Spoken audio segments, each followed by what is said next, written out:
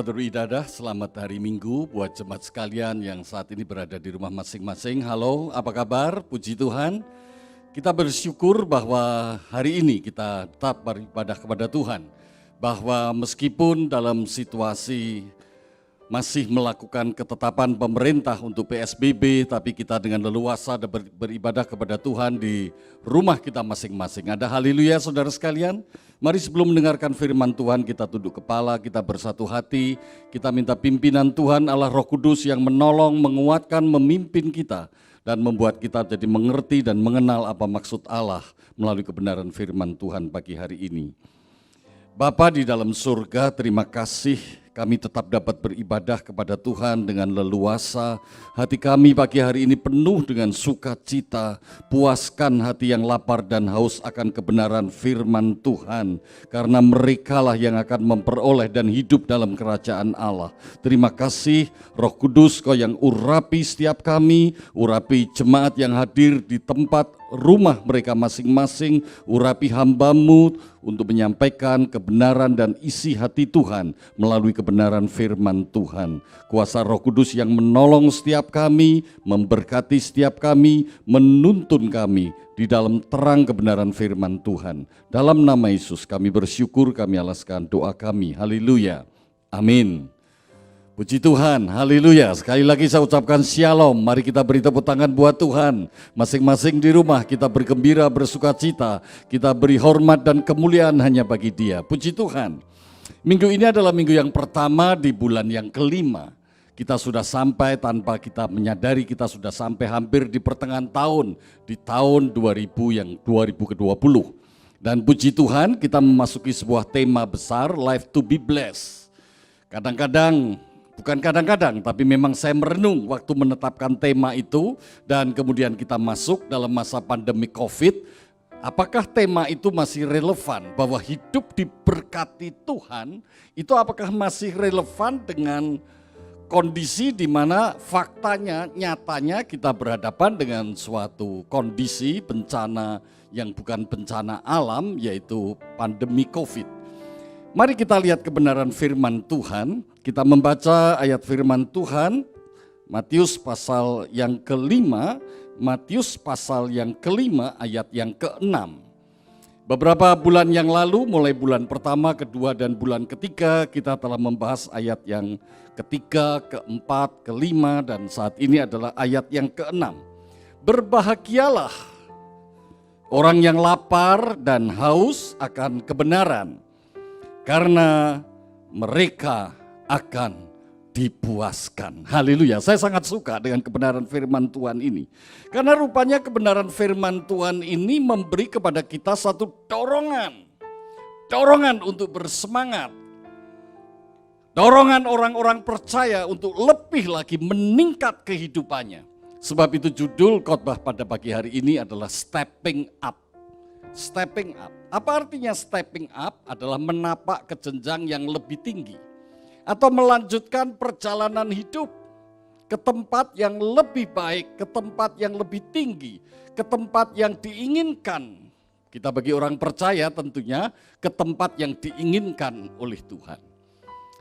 Saya kira life to be blessed adalah hidup untuk menjadi makin hari makin seperti yang Tuhan inginkan. Ada haleluya saudara? Amin saudara? Hidup diberkati Tuhan adalah hidup menjadi seperti apa yang Tuhan inginkan. Artinya makin hari hidup kita makin seperti yang Tuhan mau. Hidup kita makin seperti yang Tuhan harapkan. Hidup kita seperti yang Tuhan rencanakan. Dengan kata lain, hidup kita makin dekat dengan Tuhan, hidup kita makin intim dengan Tuhan, hidup kita makin taat dengan Tuhan, dan seterusnya. Kalau saudara perhatikan ayat firman Tuhan di ayat yang ke-6 ini tidak terlepas dari ayat-ayat sebelumnya. Di mana 3 ayat sebelumnya dikatakan, berbahagialah orang yang miskin di hadapan Allah, karena mereka yang empunya kerajaan surga. Yang miskin di hadapan Allah.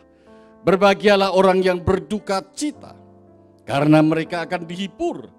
Dan berbahagialah mereka yang lemah lembut, karena mereka yang akan memiliki bumi.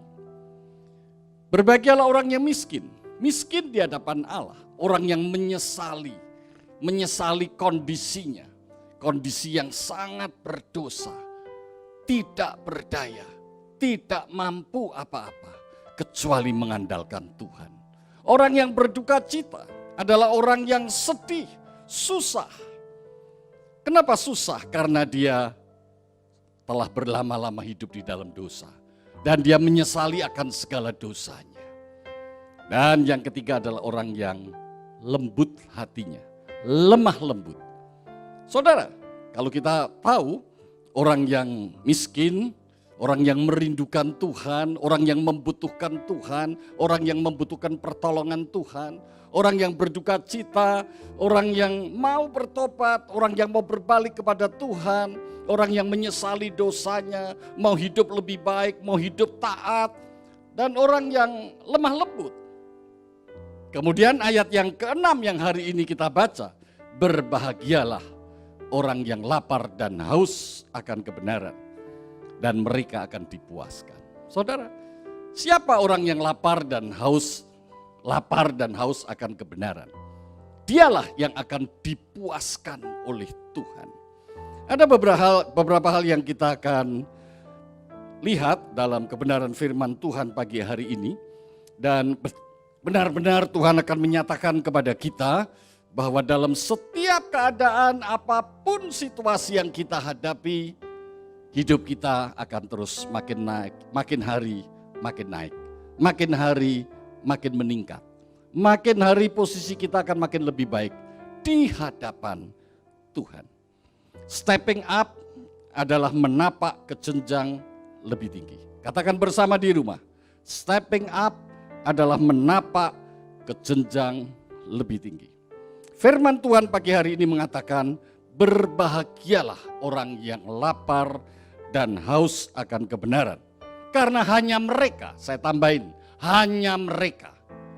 Artinya orang yang lapar dan haus, hidupnya akan mendapatkan satisfied, puas. Mungkin selama ini saudara berpikir, saudara puas kalau saudara minum es kopior di tengah panas matahari, betul kan?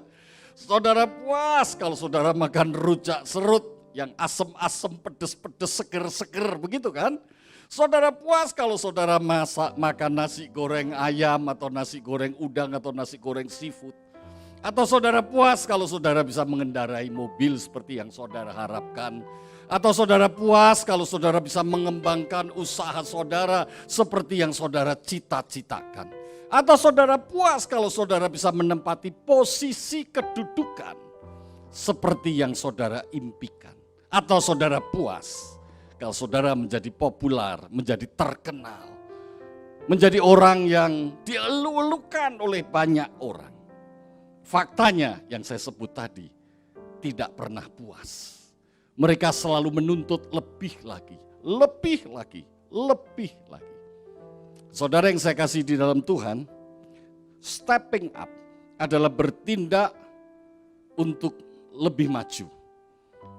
Apapun yang dihadapi adalah sebuah kesempatan hidup kita untuk bisa lebih maju. Pengertian yang umum yang sering dipahami di kalangan para pelaku bisnis mungkin. Yang disebut stepping up adalah meningkatkan apa yang mereka sedang usahakan. Apa yang mereka sedang kerjakan. Dengan sikap yang berani memikul tanggung jawab yang lebih besar. Tentunya ada risiko-risiko. Saya sederhanakan saja. Stepping up adalah perjalanan untuk lebih maju menuju ke suatu tujuan. Perjalanan hidup kita sebagai murid Tuhan Yesus adalah perjalanan yang harus diwarnai dengan kemajuan. Karena itu yang tersurat di dalam Alkitab. Hidup kita lebih maju, maju dalam iman, maju dalam pengharapan yang didasari sebuah motivasi yaitu kasih, maju di dalam kasih, mengalami kasih Tuhan yang lebih besar, mengasihi Tuhan yang lebih lagi. Nah saudara yang saya kasih Tuhan, hidup yang lebih maju dapat juga kita mengerti dengan sebuah kehidupan yang lebih dekat, khususnya di dalam kebenaran firman Tuhan adalah lebih dekat, lebih mengenal Tuhan. Sebab itu dikatakan, berbahagialah orang yang lapar dan haus akan kebenaran firman Tuhan. Orang yang selalu rindu kepada Tuhan. Orang yang selalu ingin dekat kepada Tuhan. Dan disitulah, orang itulah akan mengalami kepuasan. Saudara, dengan demikian, dalam menghadapi situasi yang sekarang sedang kita hadapi bersama di seluruh muka bumi, saya tidak akan membahas bagaimana situasi itu sedang terjadi. Kalau membahas, saudara mungkin tidak bertambah tenang, tapi bertambah takut, bukan? Karena di dunia kedokteran sendiri, di dunia kami sebagai profesi dokter, pembahasan coronavirus tidak ada habis-habisnya. Setiap hari, setiap pagi selalu ada pendapat-pendapat yang selalu baru. Berarti memang virus ini virus baru, virus yang kelakuannya kalau kita anggap virus itu berkelakuan, kelakuannya atau sifatnya yang manusia atau para ahli belum pahami. Tapi saya percaya Tuhan Yesus mampu menaklukkan virus tersebut. Ada haleluya saudara, beri tepuk tangan buat Tuhan. Jangan takut pada virus. Hari ini Tuhan katakan buat saudara dan saya, kita harus lapar dan haus akan kebenaran firman Tuhan. Maka hidup kita akan mengalami kemajuan. Hidup saudara dan saya akan dipuaskan. Saudara, dengan kata lain, langkah hidup kita walaupun saat ini bisa dikatakan ada disrupsi atau disruption, ada gangguan, ada goncangan. Namun kita tidak tergoncangkan. Meskipun digoncang, kita tetap melangkah hidup kita dan tidak ada yang dapat menghentikan. Nah saudara, kalau saya renungkan, kalau kita mau menapak seperti menapak sebuah tangga, seperti kita menapak gelombang laut, seperti seorang peselancar begitu kan, menapak di atas gelombang laut, mengikuti besarnya, lonjakannya gelombang laut. Saudara, kita harus mempunyai sebuah dasar untuk menapak supaya kita bisa menuju ke tempat yang lebih tinggi, supaya kita menuju ke jenjang berikutnya. Jadi pertanyaannya, dasar untuk menapak kita menuju ke jenjang berikutnya itu apa? Nah saudara bisa perhatikan. Manusia dirancang untuk hidup sesuai dengan rancangan Allah. Sebab sejak semula manusia dikatakan serupa dan segambar dengan Allah. Jelas, manusia dirancang untuk memiliki visi. Manusia dirancang, siapapun manusia itu, untuk memiliki dan memenuhi panggilan sesuai dengan tujuan Allah. Dengan kata lain, manusia itu dirancang makin hari hidupnya makin menuju kepada suatu jenjang yang lebih tinggi. Nah, saudara yang saya kasih di dalam Tuhan, mari kita pahami baik-baik. Saudara dan saya di tengah gelombang disrupsi, di tengah gelombang gangguan, saudara dan saya akan tetap menapak maju. Kalau saudara mengenali visi, panggilan dan tujuan Allah di dalam hidup saudara dan saya. Sehingga saudara tidak terbelenggu dengan situasi, dengan kondisi, dengan keadaan yang ada. Saudara, kalau kita pelajari Alkitab, baru saja kita baca, dikatakan hanya Allah sendiri yang dapat memuaskan manusia. Karena Tuhan Yesus mengatakan, berbahagialah orang yang lapar dan haus akan kebenaran, karena mereka akan dipuaskan. Kita perhatikan baik-baik ayat yang ke-6 Matius pasal yang ke-5 ini. Siapa yang akan diberi kepuasan oleh Tuhan? Siapa yang dapat menikmati kepuasan? Siapa yang hidupnya dengan hati yang penuh dengan kepuasan? Alkitab mengatakan, hanya mereka yang lapar dan haus akan kebenaran. Bukan mereka yang mendapat promosi, mendapatkan posisi, mendapatkan prestasi, mendapatkan aktualisasi, apapun yang dikatakan oleh para sosiolog, oleh para pengamat perilaku di dunia ini. Apapun yang dikatakan, tetapi itu semua tidak akan memberikan kepuasan batin manusia. Aktualisasi diri tidak akan memberikan kepuasan batin manusia. Walaupun perlu orang beraktualisasi, tapi aktualisasi tidak menjadi suatu panggilan atau tujuan hidup. Pendek kata, intinya manusia hanya dapat dipuaskan oleh Tuhan. Yang percaya katakan amin. Manusia tidak dapat memuaskan dirinya sendiri. Karena Alkitab mengatakan hanya Allah sendiri yang dapat memuaskan manusia. Yaitu mereka yang lapar dan haus akan kebenaran. Kalau saya balik pengertiannya, supaya saudara bisa mengerti lebih sederhana. Manusia sejak lahir sudah terikat, dibelenggu untuk mencari kepuasan. Semua orang sama untuk mencari kepuasan. Manusia terbelenggu, terikat untuk selalu ingin mendapatkan kepuasan. Saudara bisa baca di dalam Yeremia pasal 2 ayat 12 dan 13, tertekunlah atas hal itu, hai langit, menggigil dan gemetarlah dengan sangat. Demikianlah firman Tuhan, sebab 2 kali umatku berbuat jahat. Perhatikan saudara, mereka meninggalkan aku, sumber air yang hidup, itu yang pertama saudara catat. Yang kedua, untuk menggali kolam bagi mereka sendiri.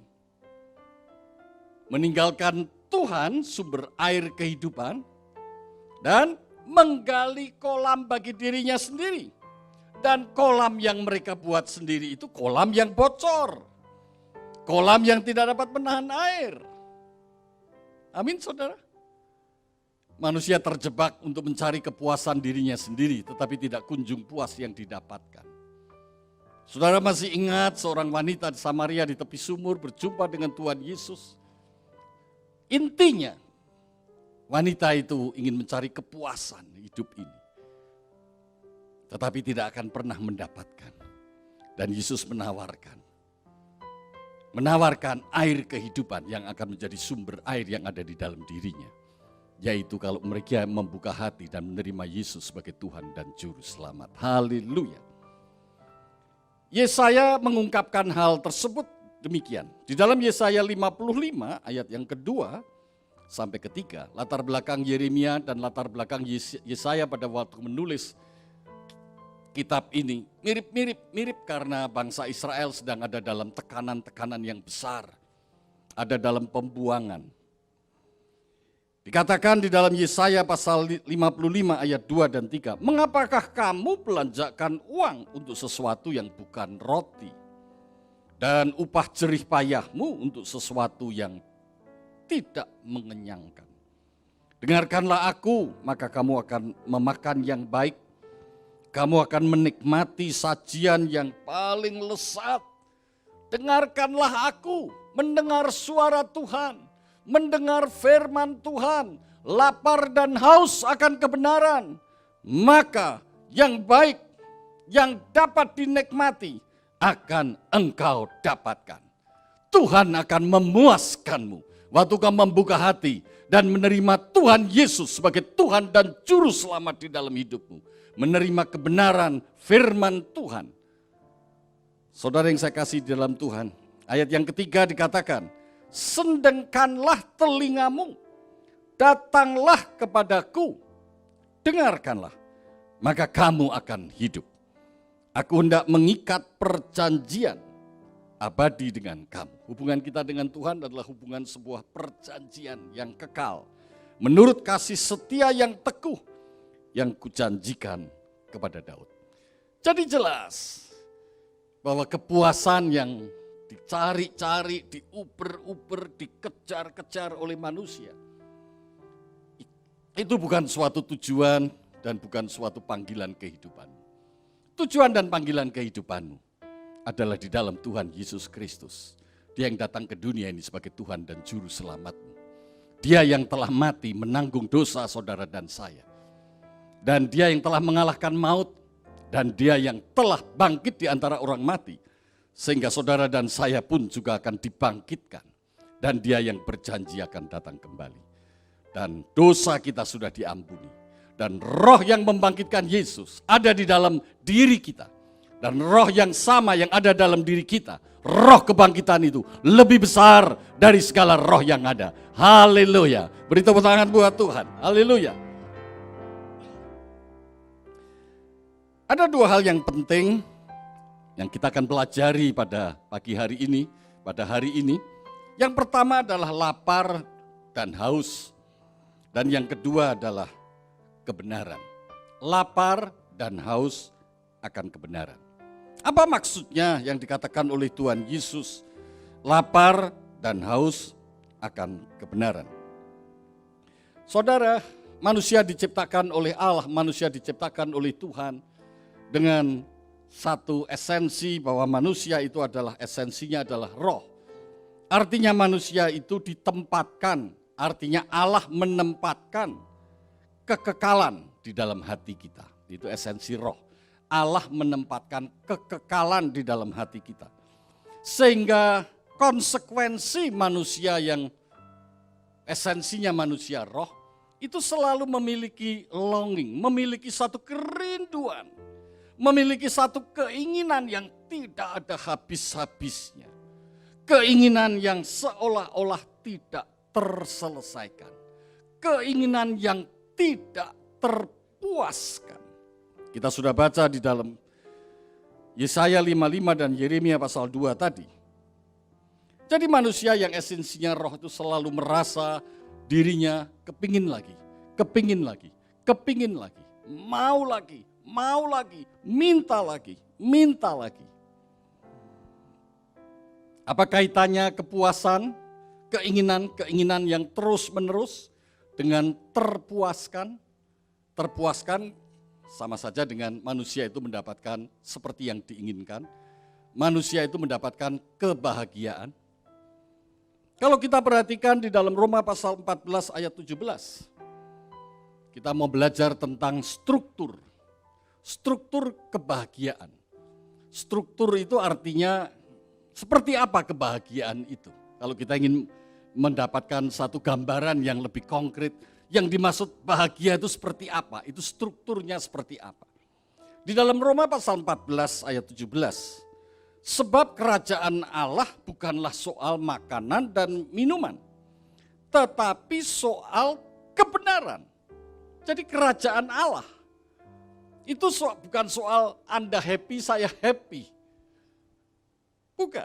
Bukan soal I'm okay, you are okay. Bukan soal win-win solution. Bukan saudara. Bukan soal hidup seimbang, juga bukan saudara. Kerajaan Allah itu adalah soal kebenaran. Kalau kerajaan Allah itu seperti makanan, maka ada gizi seimbang. Seperti minuman, ada juga yang namanya nutrisi yang seimbang. Tapi kerajaan Allah bukan makanan, bukan minuman. Tetapi soal kebenaran. Benar katakan benar, salah katakan salah. Hidup dalam kebenaran, lapar dan haus akan kebenaran. Damai sejahtera. Orang yang lapar dan haus akan kebenaran akan memperoleh damai sejahtera. Sukacita. Orang yang lapar dan haus akan kebenaran akan mendapatkan sukacita. Dan itulah yang disebut dipuaskan, bahagia. Dan yang mengerjakannya adalah Allah itu sendiri, yaitu Allah Roh Kudus. Beri tepuk tangan buat Tuhan, haleluya. Saya sangat suka sekali pagi hari ini menyampaikan hal ini. Karena ternyata di tengah situasi yang seperti saat ini, ada satu sumber yang harus kita miliki. Dan sumber itu tidak ada habis-habisnya. Yaitu waktu kita membuka hati dan menerima Yesus sebagai Tuhan dan Juru Selamat kita. Sebagai pengantara kita. Dan Roh Kudus yang dicurahkan buat saudara dan saya dan kita semua. Memberi jaminan. Ada damai sejahtera, ada sukacita. Dan hidup dituntun dalam kebenaran. Nah saudara, saya katakan tadi struktur kebenaran. Kita bisa melihat strukturnya di dalam Matius pasal yang kelima tadi. 3 ayat pertama, maksud saya kelompok pertama, ayat 3, ayat 4, ayat 5. Itu saya sebut sebagai struktur kebahagiaan yang pertama. Dan kelompok yang berikutnya, ayat 7, ayat 8, ayat 9. Itu struktur kebahagiaan yang kedua.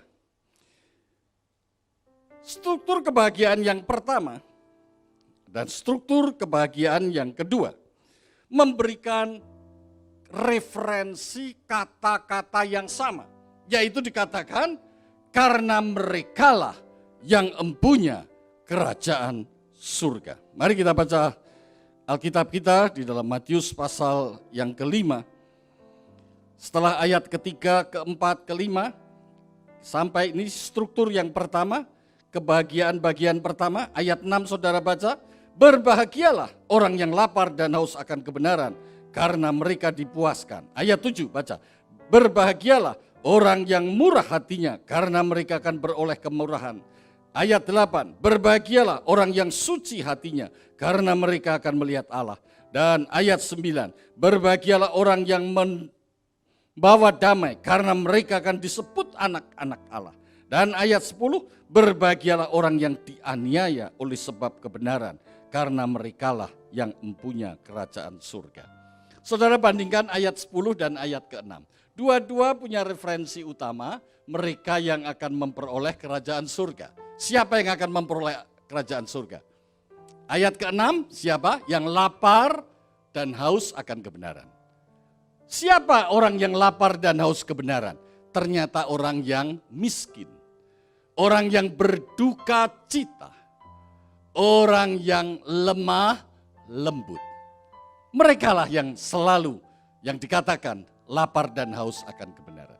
Merekalah yang akan memperoleh kerajaan surga. Kemudian dikatakan di dalam ayat yang ke-10, berbahagialah mereka yang dianiaya oleh sebab kebenaran, karena merekalah yang mempunyai kerajaan surga. Jadi siapa yang mempunyai kerajaan surga? Adalah orang yang rela hidup menderita seperti penderitaan Kristus. Pikul salib. Amin saudara. Saudara bisa baca seperti apa pikul salib itu. Saudara baca di dalam ayat yang ke-6. Ayat yang ke-7 maksud saya.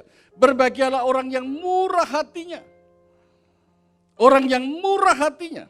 Ayat 8. Berbahagialah orang yang suci hatinya. Hidup benar. Dan ayat 9, berbahagialah orang yang peacemaker, pembawa damai. Intinya, orang yang sudah terlepas dari egosentris. Orang yang tidak selalu mementingkan dirinya sendiri. Orang yang mempunyai pusat kehidupan kepada Allah melalui iman kepada Tuhan Yesus Kristus. Orang yang menerapkan hidup seperti ini pada waktu itu, pada zaman itu, pasti akan menghadapi aniaya yang luar biasa. Dan Alkitab memberi kesaksian semua orang yang hidup menurut rencana dan kehendak Tuhan, hidup yang dalam kebenaran dan hidup dalam tindakan-tindakan yang benar, atau sering orang mengatakan hidup dalam kekudusan, tahu kebenaran tapi tidak melakukan kebenaran, itu bukan hidup dalam kekudusan, bukan. Orang yang hidup dalam kekudusan adalah paham kebenaran dan bertindak berdasarkan kebenaran itu. Orang yang seperti inilah orang yang akan memperoleh kerajaan surga. Nah, saudara yang saya kasih dalam Tuhan, orang yang seperti inilah orang yang akan selalu dipuaskan oleh Tuhan. Sebab itu Alkitab memberi kesaksian. Meskipun para pengikut Yesus, murid Yesus, saya ambil contoh yang ekstrim seperti Stefanus, mengalami penderitaan. Bahkan dia mati yang disebut mati karena kehidupan sebagai seorang martir. Tetapi tidak ada sedikit pun ketakutan yang ada di dalam dia. Yang ada adalah sukacita dan damai sejahtera. Puji Tuhan. Nah saudara,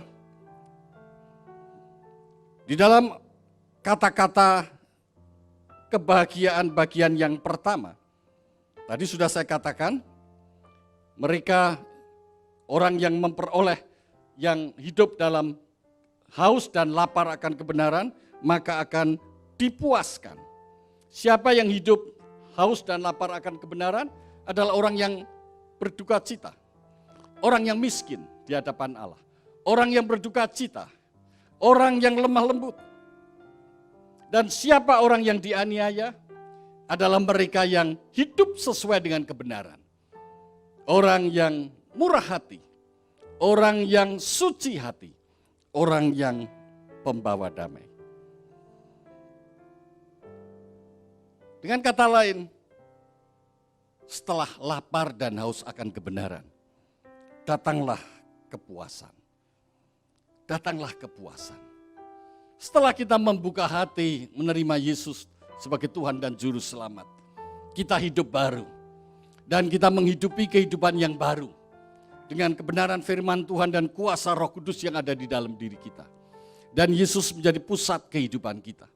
Dan kita mengerjakan segala rancangan, segala visi, tujuan dan panggilan yang Yesus tetapkan untuk kita masing-masing. Alkitab mengatakan, orang itulah orang yang lapar dan haus akan kebenaran, maka hidupnya akan dipuaskan.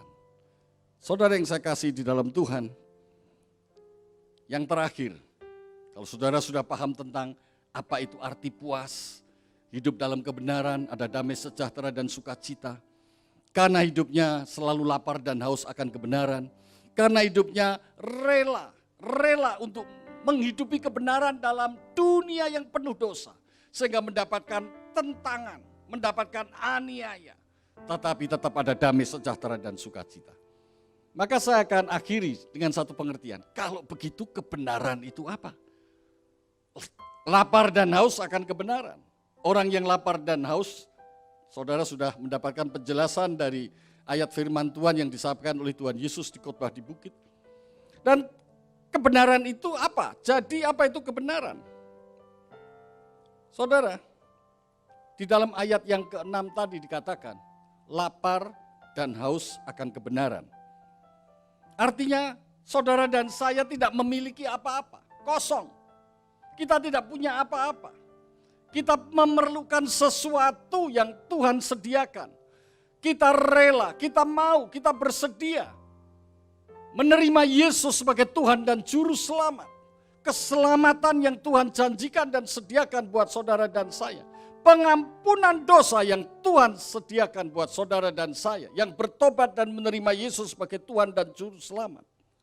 Kebenaran firman-Nya itu yang menjadi penuntun hidup kita. Dan Tuhan Yesus sendiri itulah yang merupakan jalan hidup dan kebenaran. Dan Tuhan Yesus sendiri itulah yang merupakan roti, makanan, dan minuman. Merupakan sumber air yang tidak pernah ada habis-habisnya. Yang akan membuat saudara dan saya menjadi puas. Kemudian, yang kedua dikatakan, ayat 7, 8, 9 di akhir yang 10, adalah kita yang dianiaya karena kebenaran. Artinya kita yang bersedia pikul salib untuk menghidupi kehidupan seperti pikiran dan perasaan Tuhan Yesus. Memiliki kemurahan hati, memiliki kesucian hati, dan kita pembawa damai. Nah saudara, orang yang menerapkan hidup seperti apa yang Tuhan Yesus katakan inilah. Bukankah kita mengatakan orang itu pantas disebut orang yang hidupnya benar? Jadi kebenaran itulah, kalau saudara mau tanya ke saya, Pak Dwijo, jadi pengertian menurut Pak Dwijo definisi kebenaran itu apa? Saya singkat saja berdasarkan khotbah Yesus di bukit, ayat yang ketiga, keempat, kelima, keenam, 7, 8, 9, dan 10, kebenaran itu adalah Kristus itu sendiri. Kebenaran itu adalah pikiran dan perasaan Yesus Kristus yang penuh dengan belas kasihan, kesucian, kemurnian hati, dan pembawa damai. Stepping up, mari kita melangkah ke atas. Walaupun di mana-mana selalu diberitakan kebingungan menghadapi corona SARS virus yang baru, penyakit COVID-19. Tetapi saudara dan saya adalah manusia-manusia rohani. Saudara dan saya adalah manusia-manusia baru yang telah ditebus dari segala dosa kita. Melalui kematian Tuhan Yesus Kristus. Mari kita perhatikan di dalam Matius pasal 5 ayat 20. Stepping up. Maka aku, Tuhan Yesus berkata kepadamu, jika hidup keagamaanmu tidak lebih benar daripada hidup keagamaan ahli-ahli Taurat dan orang-orang Farisi, sesungguhnya kamu tidak akan masuk dalam kerajaan surga. Stepping up. Waktu itu di dunia standar kebenaran adalah Taurat. Standar itu sudah established, sudah mantap. Tapi Yesus mengajak kita maju, lebih lagi daripada orang-orang yang mengerti, ahli-ahli Taurat. Orang-orang yang menghidupi Taurat, orang-orang Farisi. Kita harus stepping up, maju lagi. Karena kita adalah manusia-manusia baru. Yaitu manusia-manusia yang dosanya sudah ditebus oleh Yesus di kayu salib. Dan menerima Yesus sebagai Tuhan, Juru Selamat dan Pengantara kita. Kiranya Tuhan memberkati saudara dan saya. Tapi sebelum kita masuk dalam perjamuan kudus, saya akan akhiri dengan sebuah ayat yang saya bacakan buat saudara dan saya. Tuhan menetapkan langkah-langkah orang yang hidupnya berkenan kepadanya. Apabila ia jatuh, dia tidak sampai tergeletak, sebab Tuhan menopang tangannya. Kata pemazmur di dalam Mazmur 37 ayat 23 dan 24. Puji Tuhan. Mari kita beri tepuk tangan buat Tuhan. Haleluya, haleluya. Mari kita siapkan hati kita. Kita akan masuk dalam perjamuan kudus. Saya memberi kesempatan pada ibu bapak dan keluarga di rumah masing-masing untuk mempersiapkan roti perjamuan dan anggur perjamuan yang sudah disediakan di setiap rumah masing-masing. Puji Tuhan.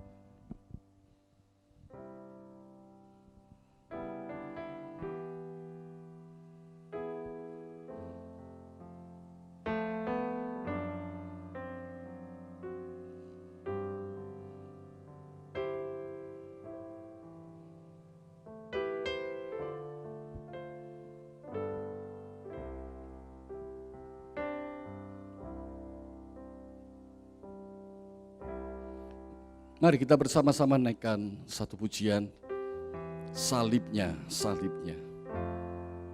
Mari semua yang di rumah kita bersama-sama naikkan pujian ini.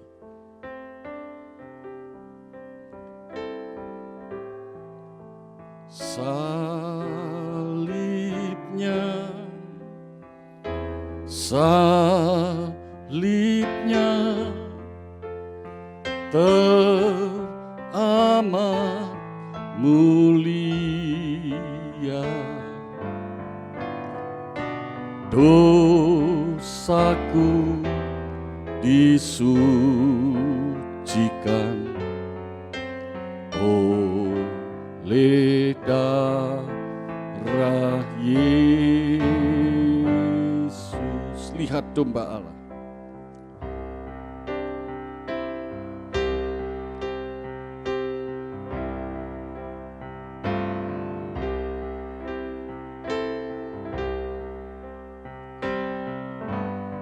Lihat domba Allah.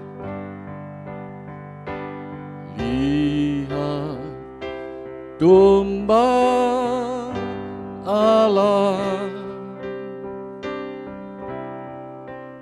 Dia sendiri tolonglah. Lihat domba Allah. Lihat domba Allah. Lihat domba Allah. Lihat domba Allah. Haleluya. Dia sendiri tolonglah. Lihat domba Allah. Mari kita ambil roti, kita angkat dengan tangan kanan tinggi-tinggi. Dan demikianlah firman Tuhan, sebab apa yang telah kuteruskan kepadamu telah aku terima dari Tuhan, yaitu bahwa Tuhan Yesus pada malam waktu ia diserahkan mengambil roti, dan sesudah itu ia mengucapkan syukur atasnya. Ia memecah-mecahkannya dan berkata, inilah tubuhku yang diserahkan bagi kamu. Perbuatlah ini menjadi peringatan akan aku. Bukankah roti yang dipecah-pecahkan adalah persekutuan dengan tubuh Kristus? Mari kita bersama-sama makan di dalam nama Tuhan Yesus Kristus.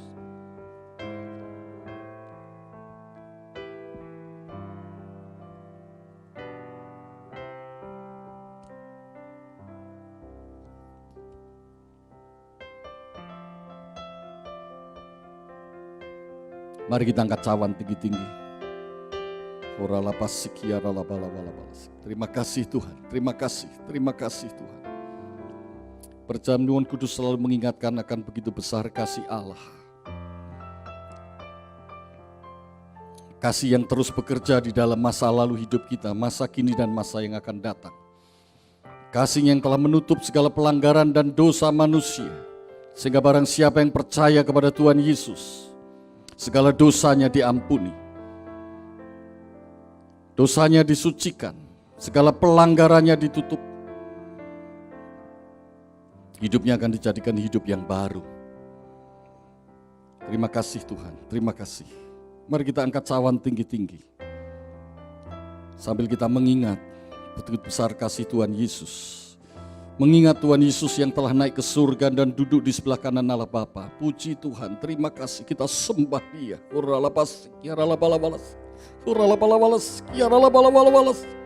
Kita sembah Yesus sambil kita menanti kedatangannya kembali. Kita persiapkan hidup kita hidup dalam kebenaran, bertindak dalam kebenaran, lapar dan haus akan kebenaran. Dan Tuhan akan memuaskan kehidupan kita. Terima kasih Tuhan. Dan sesudah itu ia mengucap syukur atasnya. Demikian juga ia mengambil cawan sesudah makan lalu berkata, cawan ini adalah perjanjian baru yang dimeteraikan oleh darahku. Berbuatlah ini setiap kali kamu meminumnya menjadi peringatan akan aku. Bukankah cawan pengucapan syukur yang atasnya kita ucapkan syukur adalah persekutuan dengan darah Yesus? Mari kita bersama-sama minum dalam nama Yesus.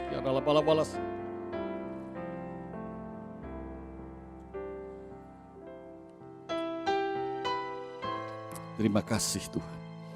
Mari kita mengucap syukur. Terima kasih Tuhan. Terima kasih.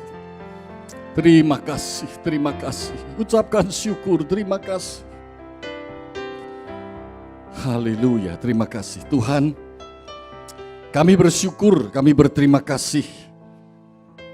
Kebenaran firman Tuhan yang telah disampaikan menerangi hati kami.